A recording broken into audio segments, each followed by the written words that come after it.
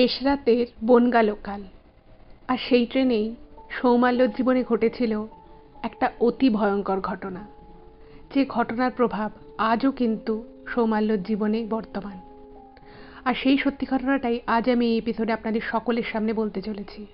তো কেউ কোথাও যাবেন না, পুরো ঘটনাটা প্রথম থেকে শেষ অবধি শুনুন। আশা রাখছি আপনাদের ভীষণ ভীষণ ভালো লাগবে, এবং এটা কিন্তু সত্যি খুব ভয়ের একটা ঘটনা। নমস্কার শ্রোতা বন্ধুরা, ভূত ভগবান চ্যানেলে আপনাদের সকলকে অনেক অনেক স্বাগত। আশা রাখি সবাই খুব ভালো আছেন, আনন্দে আছেন, সুস্থ আছেন। আমাদের চ্যানেলে যে ঘটনাগুলো বলা হয় সেগুলো যদি আপনাদের ভালো লাগে তাহলে অবশ্যই চ্যানেলটাকে সাবস্ক্রাইব করে পাশে থাকবেন, এবং যদি পসিবল হয় আপনারা আমাদের চ্যানেলের এই ভিডিওগুলোকে আপনাদের ফ্রেন্ড এবং ফ্যামিলির মধ্যে একটু শেয়ার করে দিন। এবং পুরো ঘটনাটা শোনার পর আপনাদের কেমন লাগলো সেই মতামতটা কিন্তু অবশ্যই কমেন্ট করে জানাবেন। আপনাদের প্রত্যেকের কমেন্ট আমাদের কাছে অনেক অনেক গুরুত্বপূর্ণ।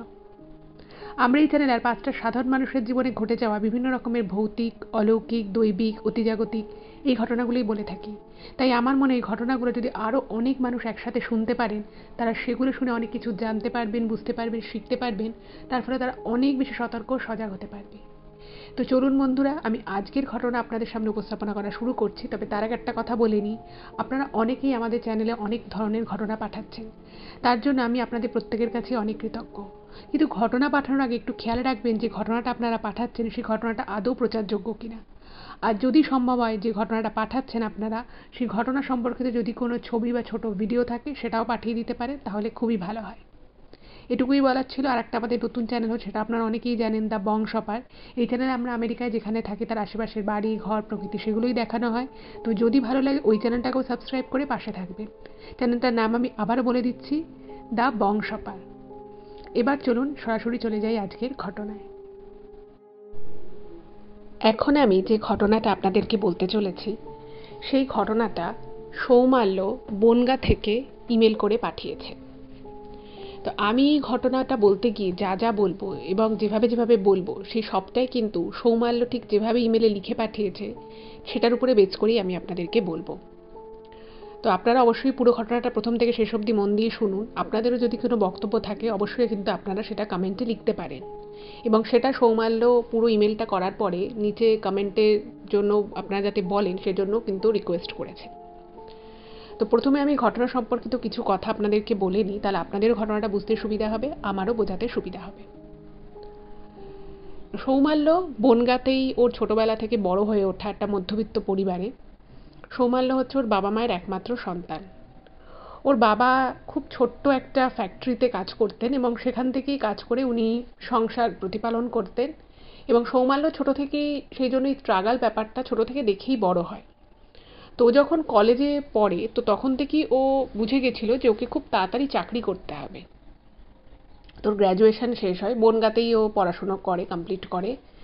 তারপরে কলকাতায় একটা খুব স্বল্প মূল্যে একটা চাকরিরও সন্ধান পায়, এবং সেই জন্য ও প্রত্যেক দিন সকালবেলা বনগাঁ থেকে কলকাতা আসতো, শিয়ালদা নেমে বনগা লোকাল ধরে। সেখান থেকে বাসে করে ও অফিস যেত, এবং সেখানে যেহেতু ও মেনলি ট্রেনি হিসেবেই যোগ দিয়েছিল তো ওর স্যালারি একেবারেই সেরকম ছিল না, কিন্তু তবুও যতটুকু আয় করা যায়, সংসারে যতটুকু সাপোর্ট হয় সেটাই তখন ওর কাছে অনেক। তো এইভাবেই ওর দিন চলছিল। এবারে ঘটনাটা ঘটে, ওর রবিবার করে ছুটি থাকতো, কিন্তু যেহেতু ও ট্রেনিং পিরিয়ডে ছিল সেই সময়, ও কাজ শিখতে হতো ওকে। ও একটা পাবলিকেশন হাউসের হয়ে কাজ করতো।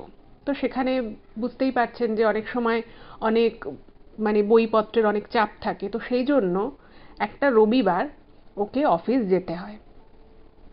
তো সেদিন ওকে আর কি, যেহেতু ওর কাজগুলো শিখছিল, তো ওকে বলে যে রবিবার তুমি আসো, তো সেই দিন একটুখানি এমপ্লয়িও কম থাকবে, তো তোমাকে আমি ভালো করে কাজটা দেখাতে পারবো, আর কাজের চাপও রয়েছে, তুমি যদি রবিবার আসো খুব সুবিধা হয়।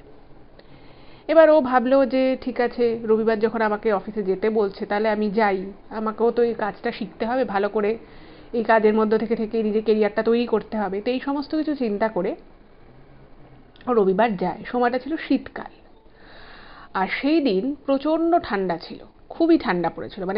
ও যেটা বলছে ঘটনাটা হচ্ছে 2022-এর ঘটনা, এবং সেইটা ছিল সেই দিনটা ছিল ওই মরশুমের একদম শীতলতম দিন। প্রথমে সকালবেলা উঠে ওর মনে হচ্ছে যে আজকে না গেলেই ভালো হতো, বাড়িতেই থাকতাম, কিন্তু কাজ যেতেই হবে তো যায়। এবার কাজটা যেখানে ও অফিসে গেছিল সেখান থেকে ও 6টার সময় ছুটি হয়ে যাওয়ার কথা, কিন্তু কাজটা করতে করতে সেখানে কিছু প্রবলেম দেখা যায়, কিছু ভুল হয়। এবার যেহেতু পরের দিন সোমবার, ওই যে কাজগুলো ওরা করছিল সেগুলো পরের দিন প্রিন্টিংয়ে যাওয়ার কথা। এবার সোমবার দিন প্রিন্টিংয়ে যাবে, এবার রবিবার বেশ কিছু এরার ধরা পড়েছে, কিছু ভুল ধরা পড়েছে। তো এবার সেটাকে তক্ষুনি ঠিক না করলে প্রবলেম হয়ে যাবে, কারণ তাহলে প্রিন্টিংয়ে যেতে আরও দেরি হয়ে যাবে। তো যেহেতু এমার্জেন্সি ছিল, তো ও ভাবলো যে না, ভুলটা যখন আমি করেইছি, ও যেহেতু কাজটা দেখছিল, শিখছিল, তো ভুলটা ওর দ্বারাই হয়। এবার ও ভাবলো যে না, এটা তো ঠিক করতে হবে। তো ও কী করে, ওর 6টার সময় বেরোনোর কথা, কিন্তু 6টার সময় বেরোয় না। ও কাজটাকে নিয়ে বসে পড়ে এবং সেই প্রত্যেকটা কাজকে হাতে ধরে ধরে যেভাবে আর কি কারেকশন করার কথা, সেই সব জায়গাগুলোকে ও কারেক্ট করতে থাকে। এইভাবে কাজ করতে করতে প্রায় 11টা বেজে যায়। তো এবার তো খুব মানে রাত হয়ে গেছে, এবার কাজের মধ্যে এতটাই ব্যস্ত ছিল, মানে ওরা ওখানে 3-4 জন কাজ করছিল, তার মধ্যে ওখানকার যে ম্যানেজার ছিল তিনিও ছিলেন। তো সে হঠাৎ করে বলছে, মাঝখানে আর কি ওখানে একটু হালকা ফুলকা খাওয়া দাওয়া হয়েছে ডিনার হিসেবেই, তো সে হঠাৎ করে বলছে প্রায় 11টা বাজতে চললো, তুমি তো এরপরে বাসও পাবে না, ট্রেনও পাবে না, তোমার বাড়ি তো অনেক দূরে, আবার সকালবেলা আসতে হবে তোমায়। তো ও না কাজের মধ্যে সৌমাল্য এত বেশি বিজি ছিল যে ওরা টাইমটা খেয়াল করেনি। আর ও ভাবলো হ্যাঁ সেই তো ঠিক, এত দেরি হয়ে গেছে, এরপরে তো আমি শিয়ালদা স্টেশন আসার বাসও পাবো না। আর যদি বা কোনো রকমভাবে শিয়ালদা স্টেশনে আসতে পারি, বনগা বুঝতেই পারছেন অনেকটাই দূরে, তো ভাবলো যে না, এটা তো অনেক দেরি হয়ে যাবে। তো তখন ওকে বললো যে তুমি এক্ষুনি বাড়ি চলে যাও, আর তুমি যদি কালকে 1 ঘন্টা পরেও অফিসে আসো কোনো অসুবিধে নেই, মোটামুটি কাজ তো হয়েই গেছে, আর যা 2-3 পাতার কাজ বাকি আছে ওটা আমি করে দিচ্ছি, আমার বাড়ির সামনে আমি 2-3 পাতার কাজটা আমি নিজে কমপ্লিট করে দিচ্ছি। তো ওকে বলে যে তুমি চলে যাও। এবার ও তো সঙ্গে সঙ্গে ওখান থেকে কাজ থেকে ব্যাগ ফ্যাগ নিয়ে বেরিয়ে গেছে, ও বেরিয়ে গিয়ে কোনো রকমের একটা বাস পায়, এবং বাসে করেও মোটামুটি, যেহেতু তখন প্রচণ্ড ঠান্ডা সেদিন আর রাস্তাঘাটেও লোক কমে গেছে, যানবাহন কম, তো বাসটা ও ভেবেছিল যে ওর লাস্ট ট্রেনটাও পাবে না। তো বাসটা খুব স্পিডে আসে এবং ওকে যথারীতি ঠিক টাইমেই, মানে টাইমের আগেই ওকে নামিয়ে দেয় শিয়ালদা স্টেশনে। এবার সেদিন প্রচণ্ড ঠান্ডা, ছুটির দিন, কোনো কারণে মানে এইসব কারণগুলোর জন্যই সেদিন মানে শিয়ালদা স্টেশনটাও কিন্তু একটু কম জনবহুল ছিল, ছুটির দিন। এবার ও কি করে, ওর যে সেই রাতের যে লাস্ট ট্রেন যেটা ছিল, সেই ট্রেনটাও পেয়ে যায়।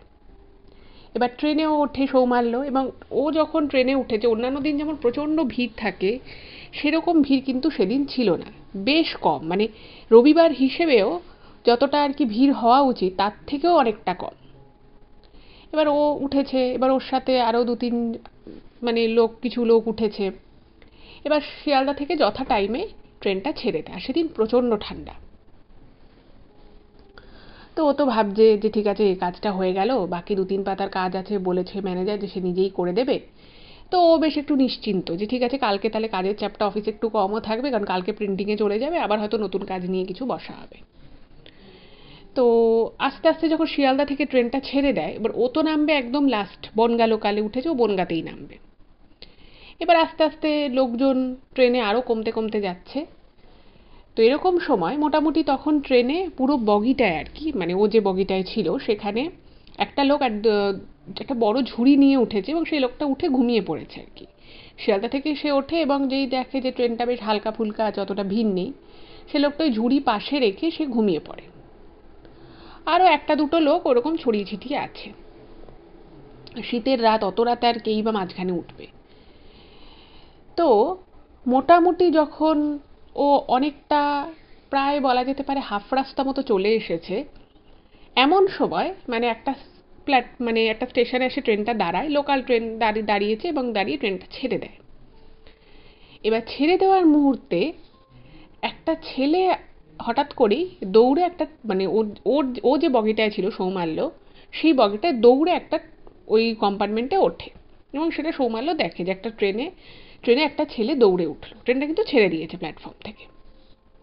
এবার ভেবেছে হয়তো ছেলেটার এই ট্রেনটা ধরার ছিল, লাস্ট ট্রেন, হয়তো একটু লেটে ঢুকেছে, তো সেই কারণে দৌড়ে উঠেছে ট্রেনে, এটার মধ্যে আর এমন কি অস্বাভাবিক ব্যাপার আছে। তো ও জাস্ট দেখে ও তো ভাবছে আর নামবো, আর আধা পথ গেলে আমি নামবো, বসে আছে ট্রেনে। এবার এর মধ্যে ট্রেনটার স্পিড আরেকটু বেড়েছে, মানে প্ল্যাটফর্ম থেকে যখন ছেড়েছে তখন একটা স্পিড একটু কম ছিল, এবার আস্তে আস্তে ট্রেনটার স্পিড বাড়ছে, মানে তখন মোটামুটি ভালো স্পিড নিয়ে নিয়েছে। এমন সময় দেখে যে ওই যে ছেলেটা যে উঠলো, সেই ছেলেটা দৌড়ে উঠে একদম ট্রেনের দরজার কাছে দাঁড়িয়ে আছে। তখন প্ল্যাটফর্ম প্রায় ছেড়ে গেছে। এমন সময় ওরকম স্পিডে দৌড়ে একটা মেয়ে উঠলো, মানে ছেলেটা আগে উঠেছে এবং তারও কিছু কয়েক সেকেন্ড পরে, তখন ট্রেনটার ভালো স্পিড, দৌড়ে মেয়েটা ওঠে, একটা মেয়ে ওঠে। তো না দেখে একটু অবাক হয়ে গেছে সৌমাল্য, যে এত রাতের বেলা এরকমভাবে ট্রেনটা মানে জাস্ট ছাড়লে একটা হালকা স্পিড থাকে, তারপরে আস্তে আস্তে তো ট্রেনটা ফুল স্পিড নেয়। তো ভাবছি ভালো স্পিড রয়েছে এখন ট্রেনে, মেয়েটা উঠলো কি করে? এবং ও অন্ধকার, তো ভাবছে আদৌ মানে প্ল্যাটফর্মও তো মনে হচ্ছে ছেড়ে গেছে, মেয়েটা উঠলো কি করে, মানে এত উঁচু, মানে ট্রেনের দরজা দিয়ে উঠলো, তা আবার দৌড়ে এরকম স্পিডে। তো অদ্ভুত ব্যাপার, কখনো এর আগে ওরকম কোনো মহিলাকে করতে, আর ছেলেদের পক্ষেও করাটা খুব টাফ ওরকম একটা স্পিডে। যাই হোক, ও একটু হতচকিয়ে যায় এবং তারপরে ও আবার নিজের মতো বসে থাকে। এবার ও যেটা খেয়াল করে সেটা হচ্ছে যে ওই ছেলে মেয়েটা একে অপরকে চেনে, একে অপরের সাথে কথাবার্তা বলছে এবং খুব আস্তে আস্তে কথা বলছে, হাসাহাসি করছে, মানে দেখে খুব একটা নর্মাল দুটো বন্ধু বা প্রেমিক প্রেমিকা এরকম জাস্ট মনে হতে পারে, এর থেকে বেশি কিছু নয়। খুবই নর্মাল কথাবার্তা বলছে, একটু হাসাহাসি করছে নিজেদের মধ্যে। ছেলেটা মেয়েটা দুজনেই জিন্স পরেছে, জ্যাকেট পরেছে, শীতকাল প্রচণ্ড ঠান্ডা, মেয়েটার বেশ একটা লম্বা চুল।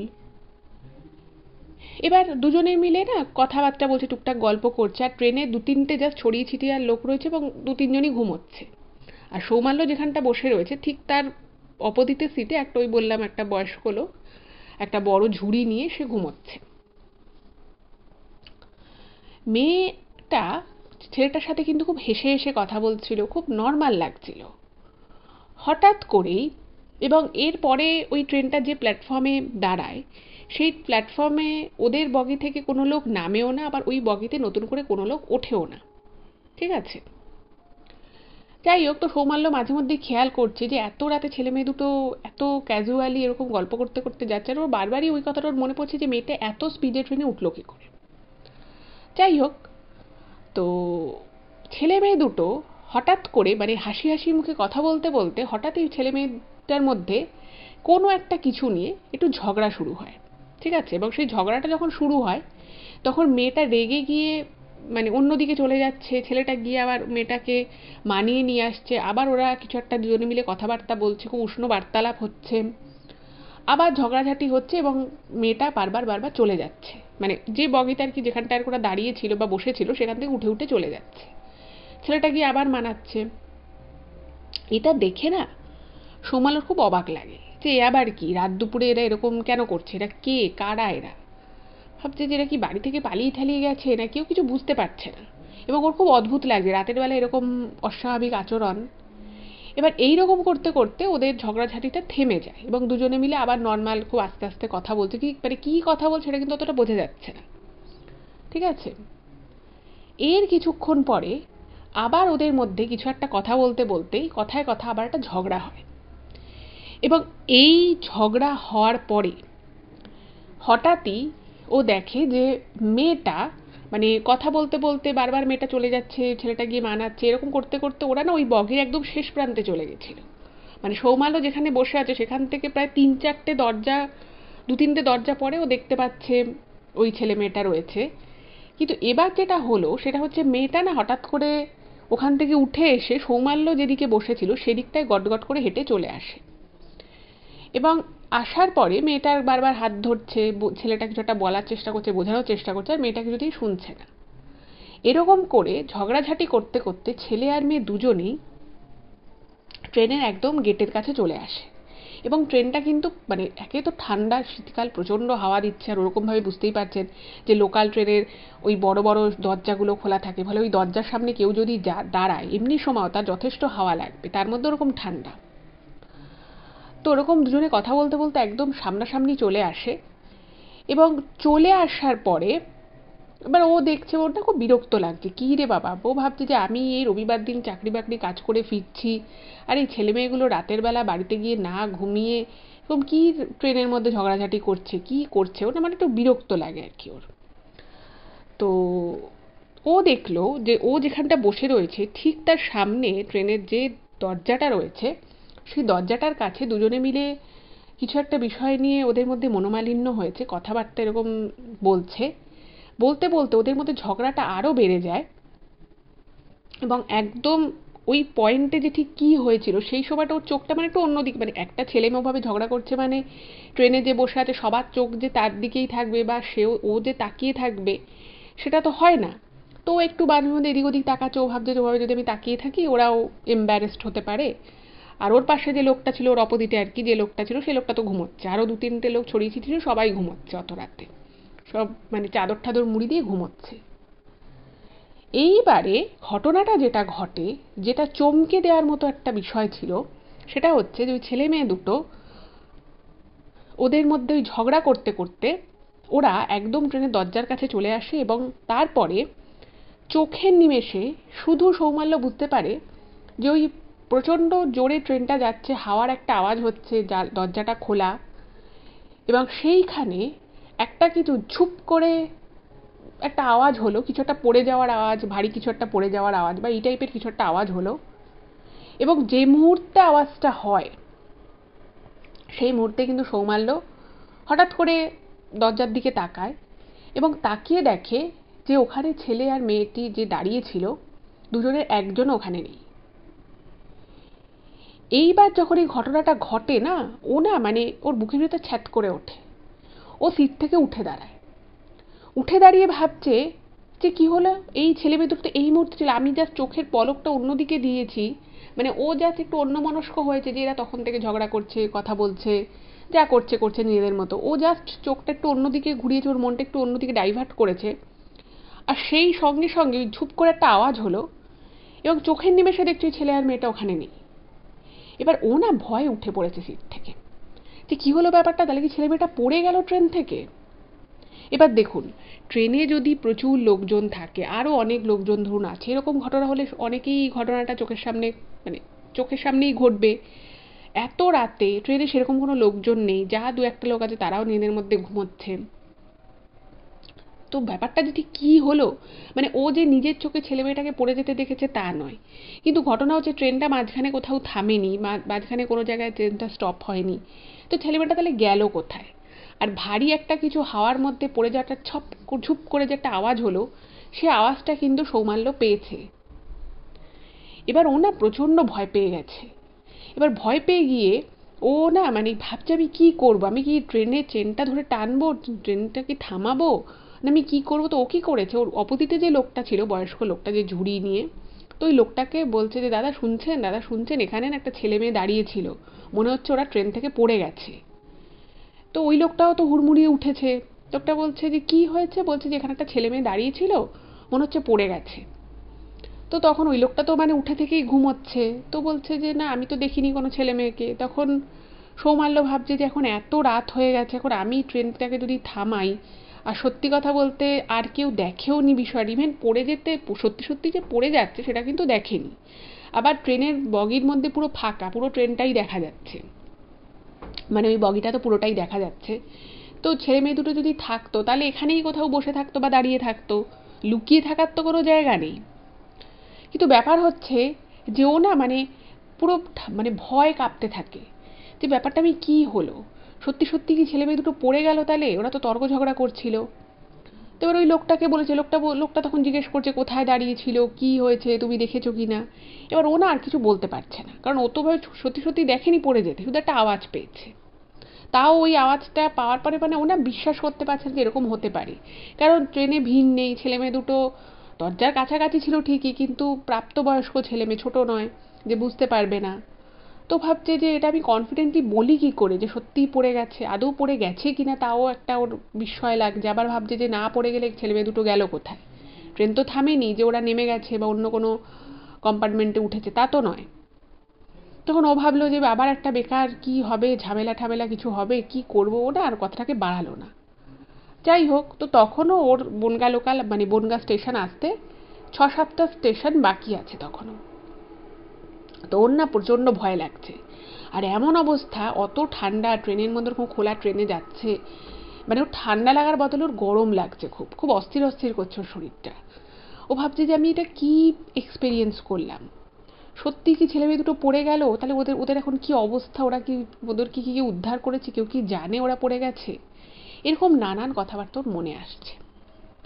তো যেখানটায় ওই ঘটনাটা ঘটে তার থেকে 3-4টে স্টেশন পেরিয়ে গেছে। পেরিয়ে যাওয়ার পরে ও না মানে ভাবছে যে আমি কতক্ষণে নামবারও পারছে না, পুরো এক্সহস্টেড একেবারে।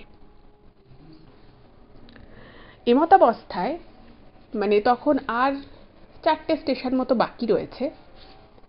এমন সময় মানে এবার তো যে কটা প্ল্যাটফর্মে আর কি ট্রেন থামছে, কেউ উঠছেও না সেভাবে, কেউ নামছেও না, তখন ট্রেন পুরো ফাঁকাই বলা যেতে পারে। ওই লোকটা, ওই বয়স্ক লোকটা, সেও বনগাঁয় নামবে, আর ও আর কেউ নেই। এবারে যে ঘটনাটা ঘটলো সেই ঘটনাটা ঠিক মানে সৌমাল্য নিজেও জানে না যে সেটাকে কীভাবে ঠিক ও ব্যাখ্যা করতে পারে। তো আপনারাও শুনুন, আপনারাও আপনাদের মতামত এই বিষয়ে অবশ্যই কমেন্টে রাখবেন। তো ব্যাপারটা যেটা ঘটলো যে তখনও বনগাঁ আসতে 3-4টে স্টেশন বাকি। ও চুপচাপ বসে আছে।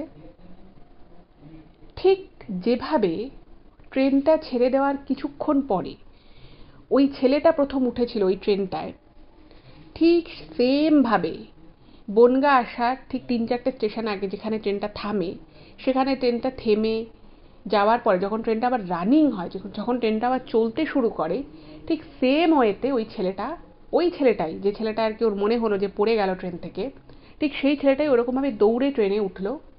এবং শুধু ছেলেটা ট্রেনে উঠলো তাই নয়, তার আরেকটু কিছুক্ষণ মানে কয়েক সেকেন্ড পরে যখন ট্রেনটার স্পিড আরও বেশি বেড়ে গেল, ঠিক সেই একই রকমভাবে ওই মেয়েটা, যেই মেয়েটা কিছুক্ষণ আগে ওই ছেলে মেয়েটা যে গল্প করছিল যে পড়ে গেছিল বলে সৌমাল্যর মনে হলো, ওই সেম মেয়েটা ঠিক আবার ওই সেম ওয়েতেই ওরকম দৌড়ে, ট্রেনটা তখন ভালো স্পিডে, হঠাৎ করে ট্রেনে উঠলো। এবার এই জিনিসটা যখন সৌমাল্য নিজে চোখে দেখলো যে ছেলে মেয়েটা আবার স্টেশন থেকে উঠলো, তাও আবার এতগুলো স্টেশন পরে সে ঠিক সেমভাবে চলন্ত ট্রেনে উঠলো, এটা দেখে না ও প্রচণ্ড ভয় পেয়ে যায়। মানে ও কি বলবে ও কিছু বুঝতে পারছে না, মানে ও শুধু হতভম্বের মতো ছেলেমেয়েটার দিকে তাকিয়ে রয়েছে। এবং ঠিক সেমভাবে ছেলেমেয়েটা মানে হাসাহাসি করছে নিজেদের মধ্যে, আবার গল্প করছে, একটু ওদিকটায় গিয়ে বসছে, আবার একটা সিট চেঞ্জ করে অন্য সিটে গিয়ে বসছে, এইরকম হচ্ছে। তো ও না তখন মনে মনে ভাবছে যে আমি এটা কি দেখছি, আমার কি শরীর টরীর কিছু খারাপ হলো, বা আমি কি হ্যালুসিনেট করছি। ও না নিজে মনে মনে এরকম ভাবছে যে সারাদিন কাজ করেছি, কাজের প্রেশার বেশি যাচ্ছে বলে আমার কি শরীর খারাপ করছে। এই ছেলে মেয়েগুলো তো শিয়ালদা স্টেশন থেকে ছাড়ার পরে যে 2-3টে পরে যে স্টেশন এলো সেখান থেকে ছেলে মেয়ে দুটো উঠলো, বেশ কিছুক্ষণ একসাথে গেল, তারপরে ওরা মাঝে মধ্যেই ঝগড়াঝাটি করছিল, এবং আমি স্পষ্ট বুঝতে পারলাম যে একটা কিছু ট্রেন থেকে পড়ে গেল। তো যদি আমি ধরেও নিই যে ছেলে মেয়ে দুটো চলন্ত ট্রেন থেকে নেমেও ছিল, তাহলে ট্রেনটা বেশ কয়েকটা স্টেশন পার হয়ে এসছে। তো এইটুকু টাইমের মধ্যে এই লাইনে আর কোনো ট্রেন আসার কথা নয়, আর কোনো বনগাঁ লোকাল নেই। তাহলে হঠাৎ করে আবার এই সেম ট্রেনে এই কয়েকটা স্টেশন পরে আবার সেমভাবে উঠলো কি করে? এটা তো সম্ভবপর নয়। আপনারাও যারা আমার এই ঘটনাটা এখন শুনছেন, আপনারাও নিশ্চয়ই বুঝতে পারছেন যে এটা কোনোভাবেই সম্ভব নয়। এতটুকু সময়ের মধ্যে এই 4-5টা স্টেশনের দূরত্ব কি করে ছেলে মেয়েটা কভার করবে, যেখানে ওই লাইনে আর কোনো ইনবিটুইন কোনো ট্রেনই নেই।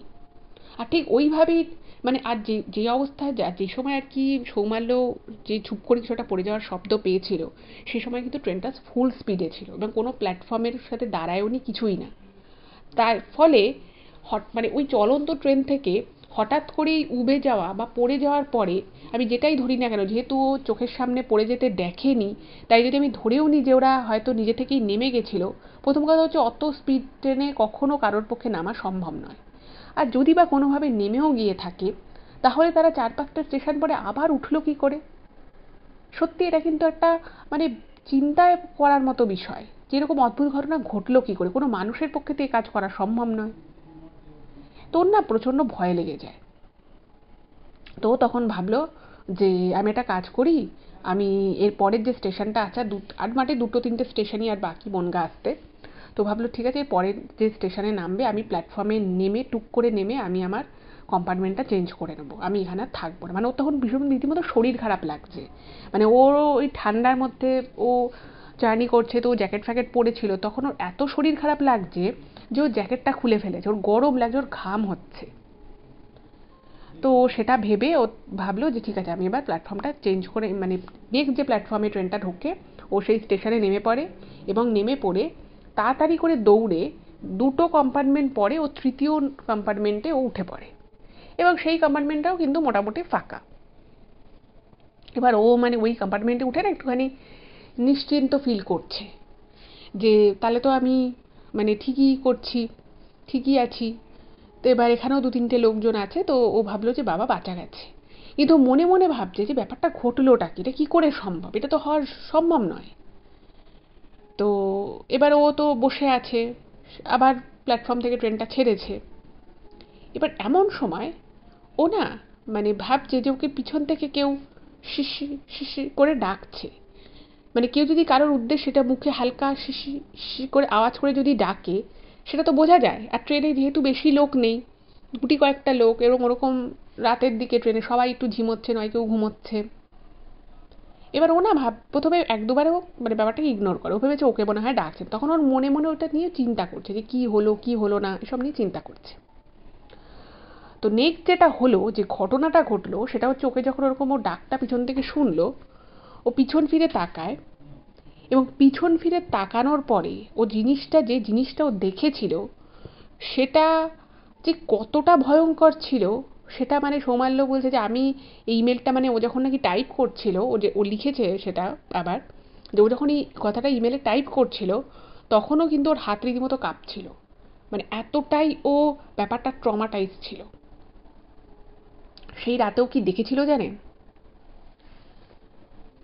সৌমাল্য দেখে ঘাটটা ঘুরিয়ে যে ওর পিছনে, মানে ও যে সিটটায় বসে আছে সেটা মিডিলের সিট, তো ওর পিছনেও একটা সিটের রো রয়েছে, তো সেই রোটা পুরো ফাঁকা, কিন্তু ঠিক ওর পিছনে ওই যে ছেলে মেয়ে দুটো উঠেছিল ট্রেনে, যাদের থেকে ও দূরে থাকার জন্য ও প্ল্যাটফর্মে নেমে দৌড়ে কম্পার্টমেন্টটা চেঞ্জ করেছিল, সেই ছেলে মেয়ে দুটোই ঠিক ওর পিছনে বসে রয়েছে, এবং ওকে ওরকম মুখে আওয়াজ করে করে ছেলেটা ডাকছিল। এবং ও যখন সৌমাল্য যখন ঘাড় ঘুরিয়ে ওদের দিকে তাকায় তখন দেখছে যে ছেলেটা ওর দিকে পুরো লাল বিস্ফারিত চোখ নিয়ে ওর দিকে তাকিয়ে রয়েছে, এবং মেয়েটা একটা অদ্ভুত কাজ করছে।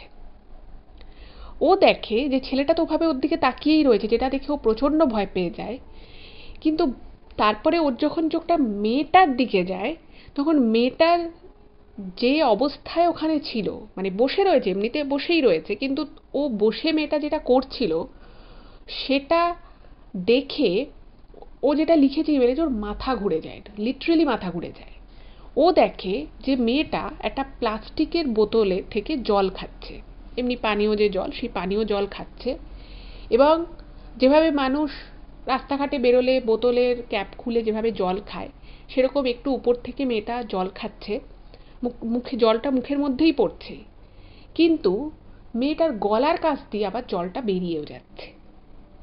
মানে মেয়েটা হাঁ করে একটু বোতলটা উঁচু করে জল খাচ্ছে একটা প্লাস্টিকের বোতল থেকে, মেয়েটার জলটা মুখগহ্বরেই পড়ছে, কিন্তু অদ্ভুতভাবে মেয়েটার জলটা আবার গলার কাছ থেকে পুরো জলটা বেরিয়ে যাচ্ছে। এবং ওই মেয়েটা যে হাঁ করে জলটা খাচ্ছে, মেয়েটার মুখের ভিতরটা মানে বীভৎস রকমের একটা মানে দৃশ্য আর কি, মুখের ভিতরটা মানে কালো হয়ে গিয়ে একটা কীরকম মানে দৃশ্য, এবং ওই পুরো জায়গাটাতে একটা খুব বিচ্ছিরি টাইপের একটা গন্ধ বেরোচ্ছিল। মানে ছেলেটা সৌমাল্যর দিকে ওরকম বিস্ফারিত চক্ষুতে তাকিয়ে রয়েছে, মেয়েটা ওরকমভাবে ঢকঢক করে জল খাচ্ছে এবং পুরো জলটা গলা দিয়ে বেরিয়ে যাচ্ছে।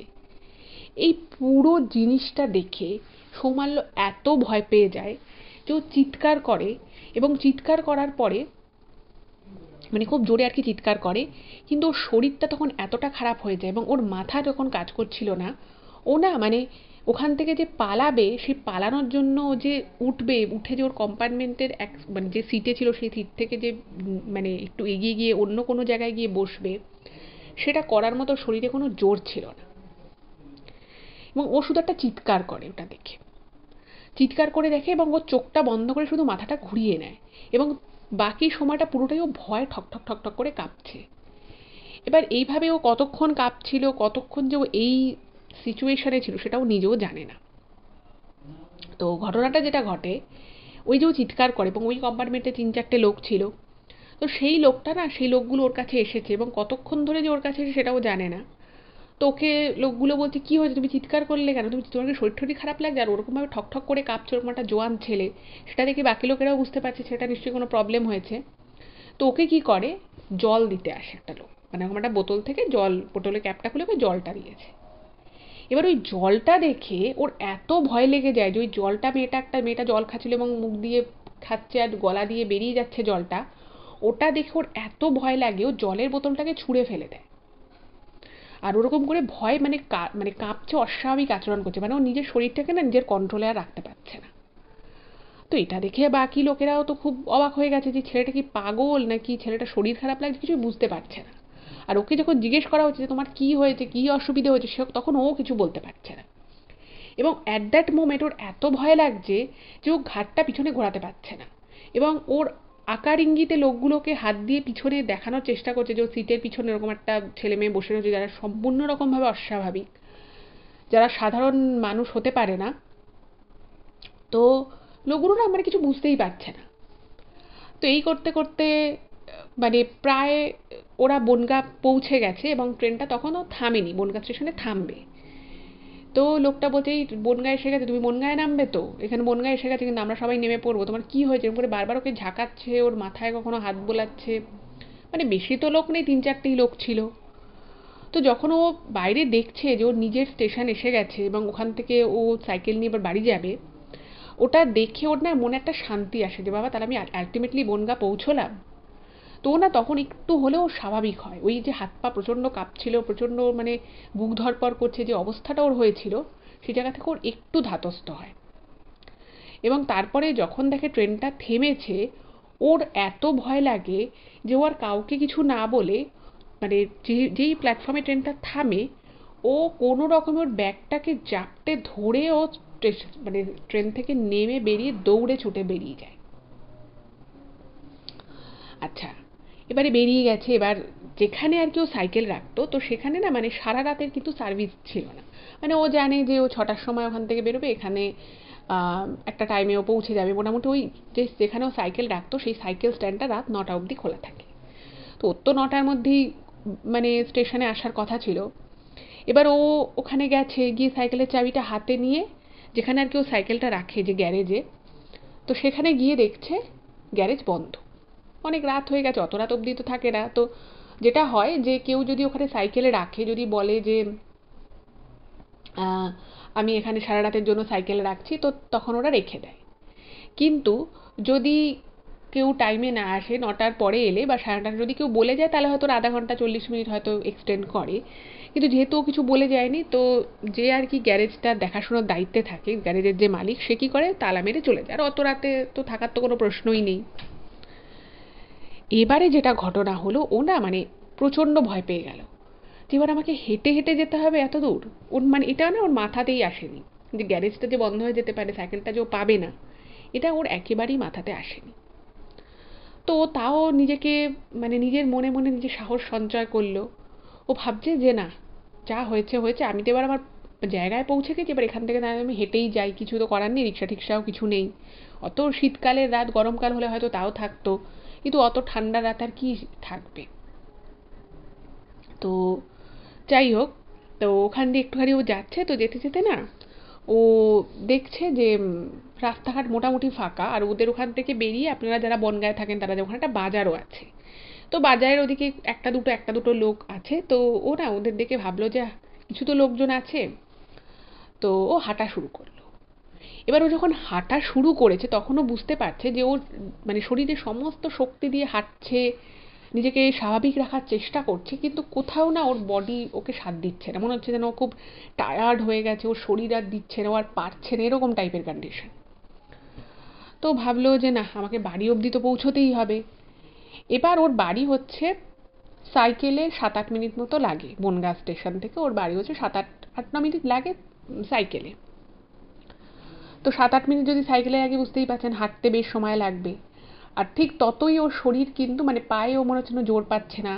আর এত ও একটা ট্রমা ওর হয়ে গেছে এবং বারবার ও যতই বিষয়টাকে ভুলে যাওয়ার চেষ্টা করছে ও তত যেন বেশি করে মনে পড়ছে বিষয়টা, তত বেশি করে ওর মনের মধ্যে আসছে যে ছেলে মেয়ে দুটো কে ছিল, ওইরকমভাবে ট্রেনে উঠলো, ওভাবে পড়ে গেল মনে হলো, আমি যদিও চোখে দেখিনি, কিন্তু আবার ওরা উঠলো, উঠে আমারই পিছনে এসে বসলো, কিন্তু ওরা, আমি যতদূর দেখেছি ওরা তো, আমি কম্পার্টমেন্ট চেঞ্জ করেছি, ওরা তো করেনি। কিন্তু যত লজিক্যালি প্রশ্ন ওর মনের মধ্যে আসুক না কেন, একটা প্রশ্নের উত্তর কিন্তু ও মানে ওর কাছে ক্লিয়ার নয়, ও জানেই না কি করে হলো, খুব স্বাভাবিক। এবার আস্তে আস্তে বাজার এরিয়াটা যখন পেরিয়ে গেছে তো তখন রাস্তাঘাট পুরো ফাঁকা। তো এবার না ওর একটু ভয় লাগছে। তো ভাবছে যে আমি মানে আমার কেন জানি না ওর মনে হয় যে ও যেটা লিখেছে ইমেলে যে আমি হাঁটছি কিন্তু আমার মনে হচ্ছে যেন আমার শরীরটা আগের থেকে একটু ভারী লাগছে, মনে হচ্ছে যেন আমি ঠিক স্পিডে হাঁটতে পারছি না। আর বারবারই ওর মনে হচ্ছে যেন ওর পিছনে কিছু একটা আছে, পিছনে কিছু একটা ওর সাথে সাথে যাচ্ছে, ওর সাথে সাথে আসছে, এরকম কিছু একটা বুঝতে পারছে, কিন্তু কি আসছে কি কি আসছে না সেটাও বুঝতে পারছে না। এবং যতক্ষণ অব্দি বাজার এরিয়াটা ছিল ততক্ষণ অব্দি নিজে অনেকটাই স্বাভাবিক ছিল, ও বোঝার চেষ্টা করছিল এরকম। কিন্তু যেই বাজার এরিয়াটা পেরিয়ে গেল, বেশ বেশ ফাঁকা ফাঁকা হয়ে গেল পুরো রাস্তাটাই, যখন পুরো ফাঁকা তখন ওর এত ভয় লাগা শুরু হলো যে ও ভয়ের চোটে পিছনে তাকাতে পারছে না। ও ভাবছে যদি আমি ওরকম কিছু একটা বীভৎস কিছু দেখি।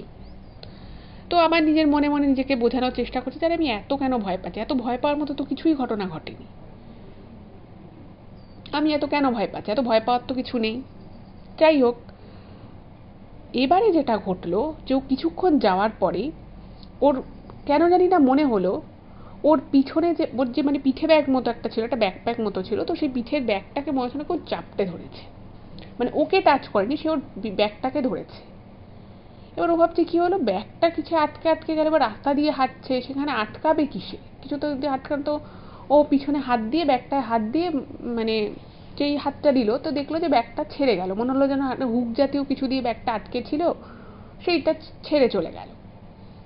এবার ও হাঁটছে, হাঁটতে হাঁটতে ওই যে করে যে একটা মুখে আওয়াজ করে যে একটা ডাকার যে একটা শব্দ, সেই শব্দটাও আবার পেতে থাকে, ঠিক সেম শব্দটা, যে শব্দটাকে ট্রেনে ও কম্পার্টমেন্টের মধ্যেও শুনেছিল এবং সেটা শোনার পরে যখন ও পিছনে তাকায় ওই বীভৎস জিনিসটা দেখেছিল, ঠিক সেম সাউন্ড, সেম ভাবে ওকে আবার ওরকম করে ডাকতে থাকে। এই যে ডাকটা ও শোনে, ও প্রচণ্ড ভয় পেয়ে যায় এবং ও বুঝতে পারে যে কিছু একটা তো গন্ডগোল হচ্ছে। কারণ ও ভাবছে যে আমার এরিয়াতে আমি আছি, আমাকে এখানে অনেকেই চেনে, তো আমাকে যদি ডাকতে হয় কেউ আমার নাম ধরে ডাকবে, এইভাবে মুখে আওয়াজ করে ডাকতে হয় এবং এই ডাকটা হচ্ছে সেম সেই ট্রেনের আওয়াজটার মতো। ও তখন মনে মনে ভাবছে যে আরে আমাকে কি আবার এখানেও ওই ছেলে মেয়েটাকে কি আমি দেখতে পাবো, আমাকে কি ওই ছেলেটাই ডাকছে।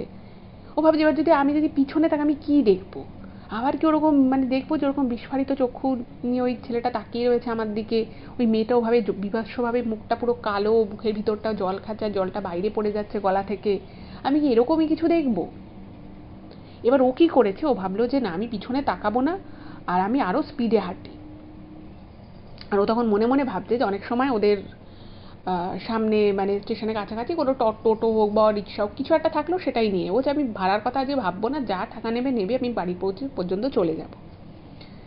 তো এই ভাবনা চিন্তা করতে করতে ও কি করেছে, জোরে জোরে হাঁটা শুরু করেছে। এবং অদ্ভুত বিষয় হচ্ছে ও যতই জোরে হাঁটছে ও মনে করছে ও জোরে হাঁটছে, কিন্তু ও না বেশি জোরে সত্যিকারে কিন্তু হাঁটতে পারছে না, মানে ওর পা দুটো মানে মনে হচ্ছে না চলছেই না সেভাবে। তো ভারী মানে ওরা খারাপ একটা সিচুয়েশনে পড়লো। এবার ও ভাবছে যে আমার পিছনে, এবার দেখুন আপনি যখন কোনো জায়গা দিয়ে হাঁটবেন একটা ফাঁকা রাস্তা দিয়ে, এবার আপনার পিছনে যদি কেউ হাঁটে আপনি কিন্তু বুঝতে পারবেন, একটা হাওয়ার পরিবর্তন, একটা পায়ের আওয়াজ, একটা মানুষের মুভমেন্ট, এটা কিন্তু বোঝা যায়। তো ও সেম বুঝতে পারছে। আর ওরকম ঠান্ডার মধ্যে তো ও রীতিমতো ঘামছে, ওর এত প্যালপিটেশন হচ্ছে। এইটা তো গেল, এবারে ও যখন মোটামুটি বাড়ির কাছাকাছি চলে এসেছে, ও দেখতে মানে শুনতে পাচ্ছে আর কি, এবং মাঝে মধ্যে মনে হচ্ছে যেন একটা ছায়া দেখতে পাচ্ছে, কখনো ওর সামনে কখনো সাইডে, মানে রাস্তার হয়তো আলো, সেখানে একটা ছায়া, লাইট পোস্টের আলো, সেখান থেকে একটা ছায়া পড়ছে এরকম। এবং ও প্রত্যেকবার ব্যাপারটা কিন্তু ইগনোর করার চেষ্টা করছে। যাই হোক, তো যেটাও লিখেছে ইমেলে যে সৌমাল্য যে স্পিডে সেদিন হাঁটলো তার থেকে অনেক স্পিডে হাঁটতে পারে, কিন্তু সেদিন ওর শরীর, ওর পা, মানে ওর শরীর সাথ দিচ্ছে না, ওর মনে হচ্ছে পায়ে জোরই নেই। এবার ওরকম ছেলেটা মুখে আওয়াজ করছে, একটা ছেলেটা ঠিক যেভাবে আওয়াজ করছিল ট্রেনে সেরকম আওয়াজে ও তো সাড়া দিল না। এবার যখন ও মোটামুটি বাড়ির কাছাকাছি চলে এসেছে, তখন না ওই একটা মহিলা কণ্ঠে একটা মেয়ের গলার স্বর, কিন্তু মেয়ের গলাটা খুব মিহি, খুব আর কি চিকন মিহি একটা গলা, সেই গলা করে ওকে না ডাকছে, এবং ওর নাম ধরে এবার ডাকছে, সৌমাল্য সৌমাল্য বলেই ডাকছে। এবারে ও না মানে পুরো থমকে গেছে, যেই মুহূর্তে ওর নামটা ধরেছে ওটা থমকে গেছে, মানে রাস্তার মধ্যে যেতে যেতে ও দাঁড়িয়ে গেছে। এবার ও না প্রচণ্ড ভয় পাচ্ছে যে আমার নাম জানলো, একটা মেয়ের গলা পাচ্ছি না, তাহলে কি আমার কি পরিচিত কেউই কি আমাকে ডাকছে, মানে ওনা তখন পুরো কনফিউজড হয়ে গেছে যে আমার নাম ধরে ডাকছে, তাহলে আমাকে ডাকছেটাকে। এবার ও কি করেছে, ও রাস্তায় ওরকমভাবে দাঁড়িয়ে গিয়ে ও না যে ভুলটা করেছিল, ভুল বলুন বা সেই সময় হয়তো ওর পক্ষে ওটাই করা স্বাভাবিক ছিল, তো একটু তাকিয়েছে সাইড করে, মানে পুরোটাও ঘুরে তাকায়, একটু সাইড করে তাকিয়েছে। এবং ওই তাকানোর পরে ও যেটা দেখেছিল সেই দৃশ্যটা ছিল বীভৎস একটা দৃশ্য। ও দেখেছে যে ওই ছেলে মেয়েটাই ঠিক ওর থেকে 6 থেকে 7 ফুট দূরত্বে দাঁড়িয়ে রয়েছে, মানে বুঝতেই পারছেন খুব একটা দূরে নয়, 6-7 ফুট দূরত্ব। ছেলেটা যেরকমই ওরকম একটা জিন্সের প্যান্ট, মেয়েটাও একটা জিন্স আর একটা জ্যাকেট ফ্যাকেট পরে ওরকমভাবে দাঁড়িয়ে রয়েছে। ছেলেটা আবার ওরকমভাবে মানে যেভাবে ওর দিকে ট্রেনে তাকিয়েছিল বলে ও দেখেছে, মানে তার থেকেও বড় বড় চোখ, মানে অত বড় বড় চোখ একটা সাধারণ মানুষের কিন্তু হতে পারে না, কোনোভাবেই হতে পারে না। ওরকমই বিস্ফারিত চক্ষু দিয়ে তাকিয়ে ওর দিকে তাকিয়ে রয়েছে ছেলেটা। এবং মেয়েটার খুব স্বাভাবিক, মানে জামা কাপড় পোশাক আশাক স্বাভাবিক, কিন্তু দেখছে মেয়েটা হাঁ করে, তখন কিন্তু কিছু মেয়েটা কিছু খাচ্ছে ওরকম না, জাস্ট মুখটা হাঁ করে ওর দিকে তাকিয়ে রয়েছে। এবং মেয়েটার মানে রাস্তায় তখন খুব একটা আলো আছে তাও না, আবার যে খুব অন্ধকার ঘুটঘুটে তাও নয়, মানে লাইট পোস্টে কিছু কিছু আলো আছে। তো সেই আলোতে ও যেটা দেখে যে মেয়েটা হাঁ করে রয়েছে, এবং মেয়েটার যে মুখটা যে হাঁ করেছে, একটা সাধারণ মানুষ হাঁ করলে সেই মুখের গহ্বরটা কত বড় হতে পারে, একটা সাধারণ মানুষের মুখগহ্বর যতটা বড় হতে পারে ঠিক তার থেকে 3 থেকে 4 গুণ বড় মুখ হাঁ করে মেয়েটা রয়েছে। এবং যেই মেয়েটাকে যখন ও প্রথম দেখে ট্রেনে উঠতে, বা এমনি নর্মাল যখন মেয়েটা ছেলেটার সাথে গল্প করছিল, বা এমনি নর্মাল ওরা কথোপকথন করছিল বা ঝগড়াঝাটিও যখন করছিল, তখন কিন্তু কোনো অ্যাঙ্গেল থেকে ছেলেটাকে বা মেয়েটাকে কিন্তু অস্বাভাবিক লাগেনি, এটা সাধারণ মানুষ যেরকম হয় সেরকমই লেগেছে। বাট এক্ষেত্রে যখন সৌমাল্য দেখে যেরকম হাঁ করে রয়েছে, তখন কিন্তু এটুকু পুরোপুরি বুঝে যায় এই ছেলেটা বা এই মেয়েটা দুজনের কেউই কিন্তু সাধারণ কেউ নয়। এটা সাধারণ কোনো মানুষ হতে, কোনো সাধারণ মানুষের পক্ষে এতখানি এত বড় বড় চোখ হওয়া সম্ভব নয়, এবং কোনো সাধারণ মেয়ের পক্ষে অত বড় হাঁ করা সম্ভব নয়। এটা দেখে ও প্রচণ্ড ভয় পেয়ে যায়। এবং ও যেটা লিখেছে ইমেলে যে ওই সময় ওর এতটাই খারাপ অবস্থা হয়েছিল ওইখানে ওই পয়েন্টে দাঁড়িয়ে, বলছে যে আমি আর ওর হাঁ দেখে না আমার মুখ থেকে আর কোনো আওয়াজ বেরোচ্ছে না, মানে আমি যে চিৎকার করব বা আমি নিজের ভয়টাকে কমানোর জন্য বা সেটার আউটবাস্ট, যে আমি চিৎকার করে ভয়ের আউটবাস্ট করবো বা যাই করবো না কেন, সেটা করার মতো কিন্তু মানে কোনো শরীরের জোর ছিল না। এবং ওখান থেকে না পালাতে পারছে না, চিৎকার করতে পারছে না, কিছু করতে পারছে। এবং যখন ও বুঝতে পারে যে ওই ছেলে মেয়েটা এবার আস্তে আস্তে ওর দিকেই এগিয়ে আসে, তখন 6-7 ফুট মাত্র ডিস্টেন্স, মানে দেখুন মানুষ যখন নিজের সমূহ বিপদ বুঝতে পারে না, তখন মানে মানুষের যে আর কি ইন্দ্রিয়গুলো রয়েছে সেগুলো কিন্তু অনেক বেশি অ্যাক্টিভ হয়ে যায়। এবার ওর সেই সময় না চিৎকার করতে পারছে, না ও দৌড়তে পারছে, হাঁটতে পারছে, কিছু না করতে পারলেও ওর ব্রেন কিন্তু এটুকু বুঝতে পেরেছে, ওকে সিগন্যাল দেয় যে কিছু একটা বা তোর সাথে খারাপ হতে চলেছে।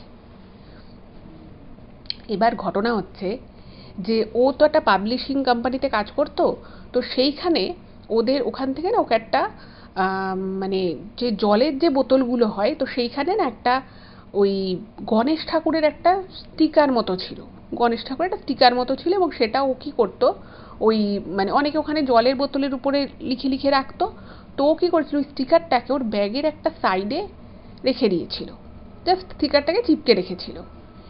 এবার ওর তখন হয়তো ভগবানই সেই সময় ওর মাথায় এই বুদ্ধিটা দিয়েছিল, ও পা তো আর নড়ছে না, ওখান থেকে দৌড়তেও পারছে না, ছুটতেও পারছে না, কিচ্ছু করতে পারছে না, কোনো রকমে ওর হাতটাকে, ওর বা হাতটাকে কোনো রকমে সরিয়ে ওই ব্যাগে যেখানে ওই শ্রী গণেশ ঠাকুরের সেই স্টিকারটা ছিল সেখানটাও হাতটা রাখে, এবং হাতটা রেখে ওই জায়গাটাও মুঠো করে।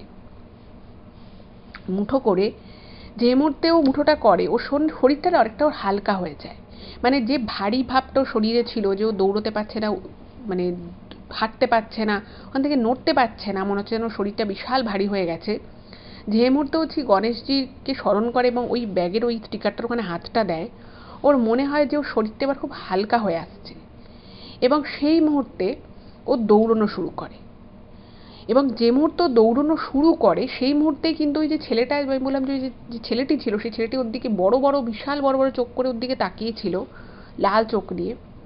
সেই ছেলেটার মুখটা না, মানে ও যেটা লাস্ট দেখেছে, যেটুকু আর কি ওর স্মৃতিতে ছিল বা যেটুকু ওর মনে করে করতে পেরেছিল ঘটনার পরে, সেটা হচ্ছে যে যেই মুহূর্তে দৌড়ানো শুরু করে ওই ছেলেটা মানে পাগলের মতো একটা মানে মুখভঙ্গিমা করে, এবং অ্যাজ এরকম যে ওর উপরে আরও আক্রোশ যেন বেড়ে যায় যে ও কেন দৌড়তে পারলো, এবং ছেলেটা তখন মানে ওর দিকে আরও বীভৎসভাবে তাকায়, কিন্তু ওই তাকানোটা ওর আর শরীর নিতে পারে না, এবং ওই গণেশ ঠাকুরের ছবিটার ওখানে ওই হাতটা পিছন করে ব্যাগের সাইডে দিয়ে ও নিজেও জানে না যে ও অ্যাকচুয়ালি কতটা স্পিডে দৌড়েছিল বা কতটা আস্তে দৌড়েছে বা কতটা জোরে দৌড়েছে, ও নিজেও জানে না, কিন্তু এটুকু জানে ও দৌড়চ্ছিল এবং ওর খুব কষ্ট হচ্ছিল দৌড়তে, যেখানে ওইটুকু দৌড়ানো বিশাল কোনো বড় ব্যাপার নয়।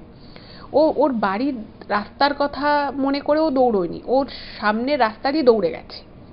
এবার দৌড়েও কত দূর গেছে, কোথায় গেছে, কি গেছে সেটাও ও জানে না, ঠিক আছে।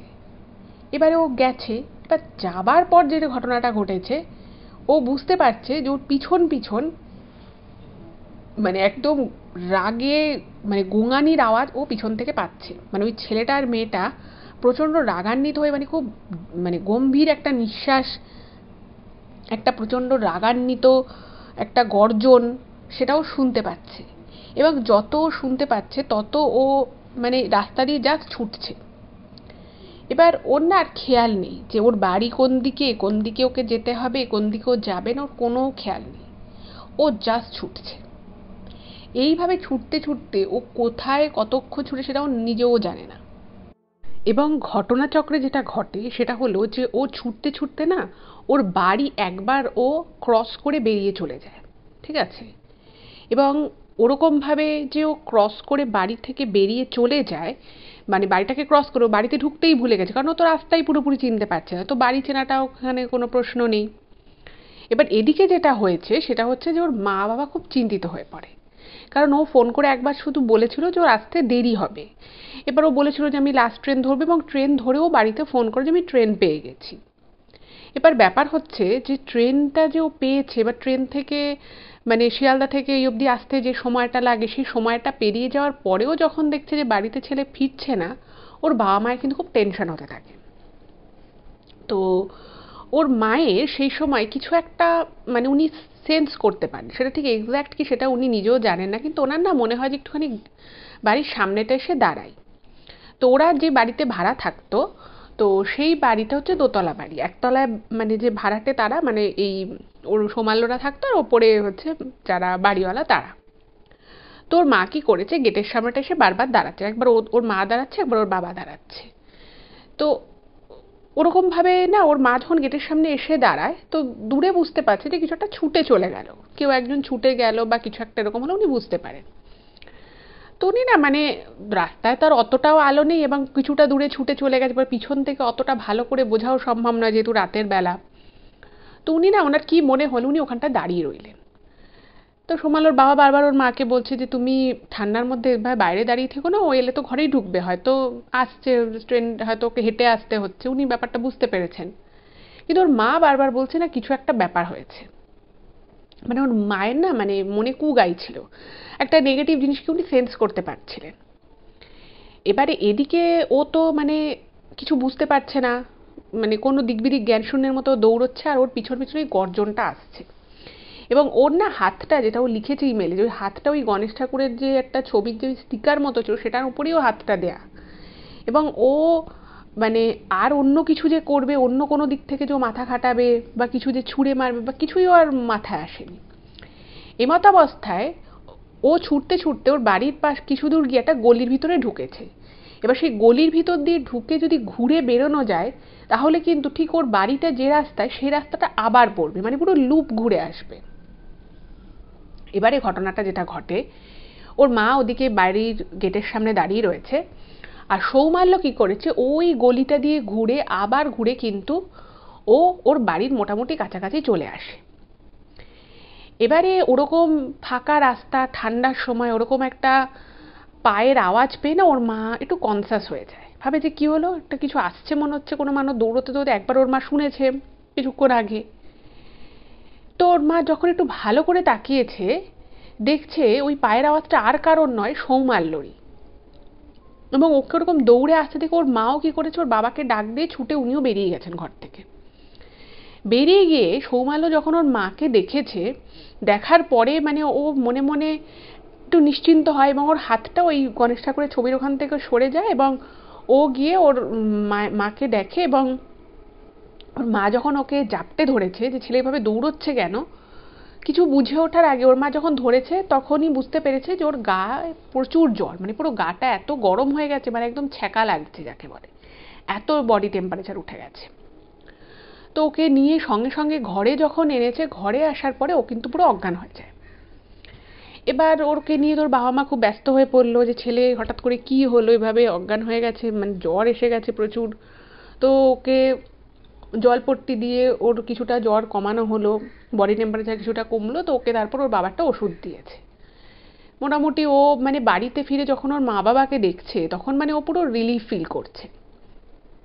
মানে গায়ে জ্বর থাকলো তখনও মানে নিজেকে খুব সেফ মনে করছে, মানে যে বাড়িতে ঢোকার জন্য ও তখন মানে কত ঘন্টা থেকে ও ছটফট করছে যে আমি কখন বাড়ি যাব, কি হচ্ছে এগুলো আমার সাথে, কেন আমি এরকম দেখছি, ওই ছেলে মেয়েটার ব্যাপারটা কেউ কিছুই বুঝলো না।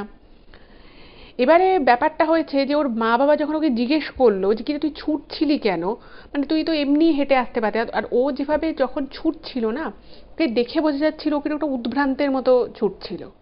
ধরুন আপনি মানে আপনার একটা ট্রেন নির্দিষ্ট সময় আছে এবং আপনি হয়তো একটু লেট হয়ে গেছে, তো আপনি ট্রেনটাকে ধরে দৌড়বেন, তো সেই দৌড়নো কিন্তু খুব একটা অস্বাভাবিক লাগবে না দেখে। কিন্তু ওই সময় সৌমাল্য যে দৌড়চ্ছিল নিজেরই বাড়ির পাশ দিয়ে, এবং ওর মা এই বিষয়ে নিশ্চিত ছিলেন যে আগের বারেও যে উনি একটা দৌড়নোর আওয়াজ পেয়েছেন সেটাও সৌমাল্যরই আওয়াজ ছিল, পায়ের আওয়াজ। তোর বাবা মাকে জিজ্ঞেস করেছে যে কি তুই দৌড়চ্ছিলি কেন, কি তোকে তাড়া করেছিল বা কিছু, কি তোর সাথে অপ্রীতিকর ঘটনা ঘটছিল বা কোনো চোর ডাকাত কিছু কি ছিল। তো না মানে এত ভয় পেয়েছে বিষয়টায়, ওর বাড়িতে বলছে না না না ওরকম কোনো ব্যাপার না, আমার আসলে শরীরটা খুব খারাপ লাগছিল তাই জন্য আমি দৌড়াচ্ছিলাম, যে দৌড়ে আমি ঘরে ঢুকে গেলে তাহলে আমি ঠিক থাকবো, কারণ আমার মনে হচ্ছিল যে আমারও গাটা খুব জ্বর জ্বর লাগছে। এবার দেখুন যদি কেউ জ্বর ফিল করে সে তো তার তো শরীর খারাপ লাগবে, সে কি করে দৌড়বে, আর সে কেনই বা ওইভাবে দৌড়ে আসতে যাবে কেন। তো যথারীতি ও যে কথাটা ওর বাবা মাকে বলে সে কথাটা কিন্তু ওনারা খুব একটা বিশ্বাস করেন না। ওনারা বলেন যে না এটা হতে পারে না, তুই আমাদেরকে মিথ্যা কথা বলছিস। বলছে না আমি তোমাদেরকে ঠিকই কথা বলছি, তোমরা বিশ্বাস করছো না কেন। তখন ওর মা বলছে যে ঠিক আছে তুই শুয়ে পড়, কালকে সকালে সব শুনবো। এবার ওর জ্বর মানে ওষুধ খাওয়ানো হয় কিন্তু ওর জ্বর কিছুটা কমলো কিন্তু পুরোটা কমে না, এবং পরের দিন অফিস যাওয়া তো দূর, ও মানে বিছানা থেকে উঠতে পারছে না, এত শরীর খারাপ হয়ে গেছে। তো ওকে ডাক্তারের কাছে নিয়ে যাওয়া হয়, ওষুধ টষুধ দেয় কারণ জ্বরটা কেন কমছে না। তো একদিন দেখে পরে দ্বিতীয় দিন ওকে ডাক্তারের কাছে নিয়ে যায়, তো ডাক্তার ওষুধ দিয়েছেন জ্বরের। এবার যে বিষয়টা হলো সেটা হচ্ছে যে ও না বাড়িতে একদম খেতে পারছিল না, মানে বাড়িতে ব্রেকফাস্ট হোক, লাঞ্চ হোক, ডিনার হোক, কোনো কিছু খেতে পারছে না। এবার জ্বর হলে অনেক সময় মানুষের মুখে একটা অরুচি ভাব চলে আসে, কিন্তু এই ওর খেতে না পারা বিষয়টা একটু অদ্ভুত টাইপের ছিল। কীরকম অদ্ভুত ছিল সেটা একটুখানি আমি আপনাদেরকে বলি। যেটা ও লিখেছে যে যে কোনো জিনিস, মানে রান্না করা যে কোনো জিনিস ওর দেখলেই কীরকম একটা গা গোলাতো। মানে ওকে হয়তো ভাত, ডাল, সবজি, মাছের ঝোল দিয়ে ওর মা ওকে ভাত দিয়েছে লাঞ্চে, ও সেগুলো দেখে খুব গা গোলাতো। কিন্তু অদ্ভুতভাবে ওর কাঁচা ডিম, কাঁচা মাছ এগুলো দেখে ওর খুব খেতে ইচ্ছে করতো। কিন্তু মানে সাধারণ কোনো মানুষ নিশ্চয়ই কাঁচা ডিম বা কাঁচা মাছ এগুলো খাওয়ার কখনোই তার মধ্যে একটা ইচ্ছা বা প্রবণতা ন্যাচারালি আসবে না, আসার কথাও না, কারণ মানুষ তো এই ধরনের কাঁচা খাবার খায় না। মানুষ যে কোনো খাবারকে রান্না করে প্রপারলি কুক করেই খায়, এটাই মানুষের স্বভাব এবং এটাই স্বাভাবিক। কিন্তু যেটা ওর মধ্যে একটা প্রবণতা দেখা দিল, মানে বাড়িতে হয়তো মাছ রাখা রয়েছে, কাঁচা কাঁচা ডিম রাখা রয়েছে, ওর কেন জানি না ওগুলো দেখে খুব খেতে ইচ্ছে করতো। দেখুন, জ্বরটা ওর কমে গেল, ডাক্তার ওষুধ দিল, জ্বরটা ওর কমে গেল ঠিকই, কিন্তু ওই খাওয়ার প্রতি একটা অরুচি ওর রয়ে গেল। তারপরে ও কাজকর্মে আবার যোগ দিল, কারণ আমি বলেছিলাম যে আপনাদেরকে ও ট্রেনিংয়ে পিরিয়ডে ছিল, তো সেই সময় ওর খুব বেশি ছুটিও ছিল না, ফলে ও কাজ শুরু করে। কিন্তু ওর শরীরের মধ্যে একটা অদ্ভুত রকমের অস্বস্তি কিন্তু রয়ে গেল এবং ওর বাবা মাকে বলতো না, মানে কাউকেই ওর নিজেরই বলতে খুব অস্বস্তি লাগতো, খুব বাজে ফিল হতো যে ওর কাঁচা মাছ মাংস দেখলে খেতে ইচ্ছে করে। এটা সবারই একটু খারাপই লাগবে শুনে যে আবার কীরকম ইচ্ছে, কিন্তু ওর ক্ষেত্রে কিন্তু এটা সত্যি সত্যি হয়েছিল। ও অর্ধেক দিন ঠিকমতো খায় না। এবার বুঝতেই পারছে, রোজ ওকে ডেইলি প্যাসেঞ্জারি করতে হয় সপ্তাহে 6 দিন, 5 থেকে 6 দিন। ফলে সে যদি ঠিকমতো খাওয়া দাওয়া না করতে পারে, ফলে সে প্রচণ্ড রকমভাবে দুর্বল হয়ে পড়বে।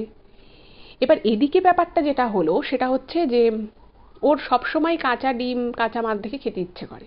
এবার বাড়িতে তো সেটা বলতে পারছে না, আর সেটা নিজে করতেও পারছে না, তো কি করা যায়? তো এবার একদিন কি হলো, ও ছুটির দিন রবিবার, ও বাড়ি থেকে বেরিয়েছে, এমনি জাস্ট বলেছে একটু বন্ধু বান্ধবের সাথে দেখা করে আসি। এবার বেরোনোর পরে ওর পুরো সময়টাই না খুব মানে অস্বস্তি লাগছে, ওর খুব মানে কাঁচা ডিম, কাঁচা মাছ, কাঁচা মাংস এগুলো খেতে ইচ্ছে করছে। কিন্তু ও আবার নিজেই মনে মনে ভাবছে, আমি এটা আমার কেন খেতে ইচ্ছে করছে, আমি তো একটা মানুষ, আমি তো একটা সাধারণ মানুষ, আমি তো কোনোদিন এরকমভাবে খাবার খাইনি। মানে নিজেই নিজের এরকম অদ্ভুত ইচ্ছে দেখে ও মানে অবাক হয়ে যাচ্ছে। তো অনেক দিন থেকে ওর এই মনে হওয়াটা, এবং সেটাকে যখন ও মানে ফিগার আউট করতে পারে না, তখন ও ভাবলো যে না, এইভাবে আমার হবে না। তো আমাকে কি করতে হবে, আমাকে তাহলে নিজে একবার কাঁচা ডিম কিনে আমি খাবো, এটাও ভাবলো মনে মনে। এবং ও যে বন্ধুদের সাথে দেখা করতে যাব বলে বাড়ি থেকে বেরিয়েছিল, ও বেরোয় বন্ধুদের সাথে দেখা করতে যাবে এই চিন্তা করেই, কিন্তু মাঝপথেই ও একটা দোকানে দাঁড়িয়ে পড়ে এবং সেখান থেকে কাঁচা 4টে ডিম কেনে, মানে জাস্ট নর্মাল কাঁচা ডিম কেনে। এবং ডিম কিনে ও কি করে, মানে ওর এত তখন খিদে পাচ্ছে ওই ডিমগুলোকে কাঁচা অবস্থায় দেখে, ও কি করে 4টে ডিমকে ফাটিয়ে মুখের মধ্যে দিয়ে খেয়ে নেয়। এবার সেটা ওর কিছু বন্ধুবান্ধব দেখে, ওখানকারই আর কি 2-1টা বন্ধুবান্ধব দেখে, এবং দোকানের আশেপাশে 2-3টে লোক ছিল, তারাও দেখেছে, তারাও দেখে অবাক হয়ে গেছে যে কী রে বাবা, তুই কাঁচা ডিম কেন খাচ্ছিস সেভাবে, এরকম আর কাঁচা ডিম কেউ খায় নাকি? তো এই ব্যাপারটা যখন নিয়ে ওকে একটু ওর বন্ধুরা হাসাহাসি করে, ওকে বলে, ও না মানে একটা শান্তশিষ্ট যে ছেলে, যে কারোর সাথে কখনো কোনো ঝামেলা করেনি, ওর বন্ধুদেরকে খুব মানে এই বিষয়টার জন্য খুব উল্টোপাল্টা কথা বলে এবং ওদের সাথে রীতিমতো প্রায় হাতাহাতি পর্যায়ে চলে যায়, এবং সেখান থেকেও বাড়ি চলে আসে। বাড়ি চলে আসার পরে ওদেরই মধ্যে মানে ওরই বন্ধুদের মধ্যে আর একটা গ্রুপের বন্ধু, তারা ওর বাড়িতে আসে যে এরকম এত পুরোনো দিনের বন্ধু, তুই ওদের গায়ে হাত তুললি কেন, মানে হাতাহাতি অবধি গেল কেন? তোর বাড়িতে কিছুই জানতো না, তো বাড়িতে সেই বিষয়টা নিয়ে ওর বাড়িতেও জেনে গেল যে কেন হাতাহাতি হয়েছে, না সেসব নিয়ে যখন কোশ্চেন করা হলো, তো তখন ও বললো যে আমি এরকম ডিম খেয়েছিলাম, কাঁচা ডিম, ওরা আমাকে দেখে হাসাহাসি করছিল। এবার ওর বাবা মা যখন এই বিষয়টা শুনলো, ওনারাও তখন খুব অবাক হয়ে গেছে যে আবার কি শুনছি, ছেলে এরকম কাঁচা ডিম খাচ্ছে, এমনিতেও বাড়িতে কোনো খাবার খেতে চায় না। তোকে অনেক করে ওর বাবা মা বলছে যে তুই বাড়িতে কিচ্ছু খেতে চাস না, এত সুন্দর করে তোর মা মাছ মাংস ডিম রান্না করে, তুই কিছু খেতে চাস না, আর তুই বাইরে কাঁচা ডিম খেয়েছিস। তো এই বিষয়গুলো শুনে না ও আর থাকতে পারে না, ও তখন সত্যি সত্যি বলে দেয় যে আমার মানে কোনো রান্না খাবার খেতে ভালো লাগে না, আমার কাঁচা মাংস আর কাঁচা ডিম খেতে খুব ইচ্ছে করে, কাঁচা মাছ। এই সব শুনে তো ওর মা মানে অবাক হয়ে গেছে, মানে ওনার প্রায় মানে পায়ের নিচ থেকে মাটি চলে যাওয়ার মতো অবস্থা। কি করবে? তো তখন ওর মা ভাবলো যে ছেলের লক্ষণ ভালো নয়। এইভাবে মানে আর আশেপাশেও অনেকে বলল যে এটা কিন্তু খুব একটা স্বাভাবিক বিষয় নয়, ও তো কখনো এরকম খায়নি, আর ও এরকম খেতে চাইবেই বা কেন? এত সুন্দর করে বাড়িতে রান্না হচ্ছে, খাবার খাচ্ছে না, ও কিনা কাঁচা ডিম কাঁচা মাছ খাবে বলছে। তো তখন ওনারা কি করলো, ওনারা বুঝলো যে কিছু একটা গন্ডগোল আছে। তো ও তো বাড়িতে তো কাউকে সেরকম কিছু বলেনি। ওই ট্রেনের ভিতরে যে ওই ছেলে মেয়েটাকে যে ও দেখেছিল, তারা ওর মনে হলো ট্রেন থেকে ওরা পড়ে গেল, আবার উঠে পড়লো ট্রেনে, এই পুরো বিষয়টা কিন্তু ওর বাড়িতে কাউকে জানায়নি। এবার ওকে একজনের কাছে বনগাঁতেই নিয়ে যাওয়া হয়, এবং তারপর থেকেই না মানে ও একটু রুড বিহেভ করা শুরু করে ওর বাবা মা সবার সাথে। এবার ওকে নিয়ে যাওয়া হয়, সেটাও নিয়ে যাওয়াটা খুব কষ্টসাধ্য ব্যাপার ছিল। তো ও যেটা ওর মনে নেই, বাট ওর বাবা মা ওকে বলেছে যে যখনই ওকে নাকি ওখানে যাওয়ার কথা বলতো, ও উল্টোপাল্টা কথা বলতো, বলতো না আমার কাজ আছে, আমি যাব না, আমি একদম যাব না, এরকম করে ও জেদ করতো। তো আলটিমেটলি ওকে একদিন জোর করে ওর বাবা মা নিয়ে যায়, এবং উনি দেখার পরই ওকে বলেছে যে তোমার সাথে সেদিন ট্রেনে কি হয়েছিল। তো ও না অবাক হয়ে গেছে যে আমি কাউকেই কথাটা বলিনি, ইনি কি করে জানলো। তো তারপরে ও তো প্রথমে বলতে চায় না, এবং তারপরে ওকে বারবার জোর করে যে কি হয়েছিল তুমি বলো, নাহলে কিন্তু আমি তোমাকে ঠিক করতে পারবো না। তো তখন ও বলে পুরো ব্যাপারটা ওই ছেলে আর মেয়েটা। তো উনি তখন দেখে ঠেকে সমস্ত কিছু বিচার বিবেচনা করে, এবং উনি মানে একজন মানে গুণিন টাইপেরই মানুষ ছিলেন, তো তিনি সমস্ত কিছু করে দেখে ঠেকে বলেন যে ওই যে ছেলে মেয়েটা ছিল, ওই ছেলে মেয়ে দুটো কিন্তু সত্যি সত্যি কোনো মানুষ ছিল না। ওরা ছিল দুটো প্রেতাত্মা, এবং ভয়ঙ্কর রকমের শক্তিশালী প্রেতাত্মা। ওরা কখনো হয়তো ওই ট্রেনে করে যাওয়া আসার সময় হয়তো ওদের সাথে কোনো দুর্ঘটনা ঘটেছিল, বা সেভাবেই হয়তো ওরা নিজেদের প্রাণটা ওদের হয়তো চলে গেছিলো, এবং সেখান থেকেই কিন্তু খুব ক্ষমতাশালী মানে ওরা আত্মায় কনভার্ট হয়ে গেছিল। এবং ওরা এতটাই শক্তিশালী ছিল যে ওদেরকে মানে ওরা অনেক কিছুই চাইলে করতে পারে, মানে মানুষের রূপ ধরে বা মানুষের জীবনে ওদের কিন্তু একটা প্রভাব থাকলেও থাকতে পারে। এবার সেটা তো সবার ক্ষেত্রে তো হয় না, অনেক সময় বলা হয় যে রাশি যাদের হালকা থাকে তাদের ক্ষেত্রে এই প্রভাবটা বেশি পড়ে, বা যাদের হয়তো মানে সেই অরাটা অতটা স্ট্রং হয় না, তাদের জীবনে এই প্রভাবটা অনেক বেশি পড়ে। তো সেসব কোনো কারণের জন্য, আর যেহেতু সেদিন অত রাত ছিল, এবং এগুলোর মধ্যে না যেটা এই এই সোমাল্যকে বলেছিল যে অনেক সময় অনেক তিথি নক্ষত্রেরও ব্যাপার থাকে। দেখবে এক একটা বলা হয় না যে এক একটা তিথি হয়তো 5 বছরে একবার আসে, কি 10 বছরে একটা মহাযোগ তৈরি হয়। তো এইরকম কিছু তিথি আছে যে তিথিতে কিন্তু এই ধরনের যারা আত্মা বা প্রেতাত্মা থাকে তাদের কিন্তু অনেক গুণ শক্তি বৃদ্ধি হয়, এবং তাদেরকে হয়তো সবাই না হলেও হয়তো লাখে একজন করে একজন এমন মানুষ থাকে যাদের সেরকম অরা থাকে যে তারা কিন্তু তাদেরকে প্রত্যক্ষ করতে পারে। আর যারা এদেরকে প্রত্যক্ষ করতে পারে সেটা কিন্তু তাদের পক্ষে যে খুব মানে সৌভাগ্যজনক হয় তা কিন্তু নয়, যেটা সৌমাল্যর ক্ষেত্রে হয়েছিল। ওর যত সমস্যা হয়েছিল সেটা কিন্তু ওই দিনের পর থেকে শুরু হয়েছিল। তো হয়তো ওর কোনো ক্ষতি করতো না, কিন্তু ওর জীবনে যে একটা বিশাল প্রভাব পড়েছিল সেটা কিন্তু একেবারেই মানে বলাই যেতে পারে। এবং এই জিনিসটার আমি আপনাদের ঘটনার শুরুতে বলেছিলাম যে সেই প্রভাব আজও ওর জীবনে আছে, সেটা প্রভাবটা কিভাবে আছে সেটা আমি একটু বলে দিই। সেটা সোমাল্য লিখেছে যে আজও কিন্তু সেই ঘটনার পর থেকে ও মানে কখনোই খুব রাত করে কোনো জায়গা থেকে ফেরে না, সেটা শুধু ট্রেন বাস বলে নয়, ইভেন ও বাড়িতেও যদি কোনো অনুষ্ঠানে যায়, কোনো বিয়ে বাড়িতে যায়, ও একা কখনো রাত করে ফেরে না, সবাই মিলে থাকলো তাহলেও ফেরে। এবং প্রত্যেক সময় কিন্তু ও এই যে মা বিপত্তারিণীর যে পুজো হয়, এই যে পুজো হলো কদিন আগে রথের মাঝখানে যে পুজো হলো, তো সেই মা বিপত্তারিণীর পুজোয় ওর মা করেন, এবং ওই ধাগাটাও কিন্তু সারা বছর বেঁধে রাখে হাতে। ওকে বলেছিল যে তুমি বেঁধে রাখবে, এটা তোমাকে রক্ষা করবে। তো সবসময় বেঁধে রাখে, এবং আজও ও কিন্তু রাতের বেলা কোনো জায়গাতে খুব বেশি রাত করা যদি রাত হয় তাহলে ও সেখানে থেকে যায়, কখনোই রাতের বেলা ও রাস্তা দিয়ে হাঁটাহাঁটি করে না এবং চলাচলও করে না। তো এটাই ছিল ঘটনা। তারপর থেকে আর ওরকম সেরকম কোনো অপ্রীতিকর ঘটনা ঘটেনি, বা ওরকম কাঁচা মাছ মাংস ডিম খাওয়ার ওর কোনো ইচ্ছে জাগেনি, কিন্তু পুরো বিষয়টায় আজও কিন্তু ওর ভীষণই মানে ভয় লাগে ব্যাপারটা ভাবলে। তো এটাই ছিল সেই ঘটনা। কেমন লাগলো অবশ্যই জানাবেন, আর যদি ভালো লাগে প্লিজ চ্যানেলটাকে সাবস্ক্রাইব করে পাশে থাকবেন। আর আপনাদের যদি এই বিষয়টা নিয়ে কোনো মন্তব্য থাকে সেটাও অবশ্যই কমেন্টে জানাতে পারেন। সকলে ভালো থাকুন, দেখা হবে আবার পরবর্তী এপিসোডে। নমস্কার।